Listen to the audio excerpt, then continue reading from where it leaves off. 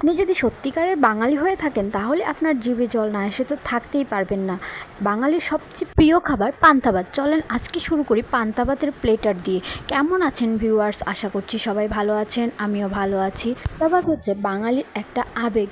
বাঙালির আবেগের খাবার পান্তা ভাত। তো আমার অনেক দিন যাবত ধরে পান্তা ভাত খেতে খুব মন চাইছিল ঝাল ঝাল করে। তো ফাইনালি আমি আজকে পান্তা ভাতটা টেস্ট করে নিলাম। তো পান্তা ভাত খেতে আমি তৈরি করে নিলাম প্রথমে আলু ভর্তা।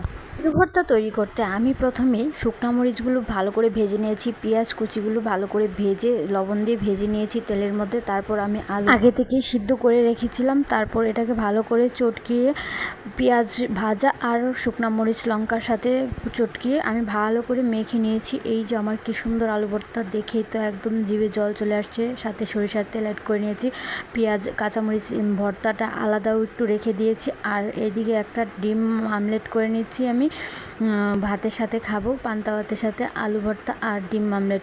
তারপর আমি এখানে পরিবেশন করতে চলে আসলাম। আমার খাবার রেডি হয়ে গেছে। এই তো আমার পান্তা ভাত।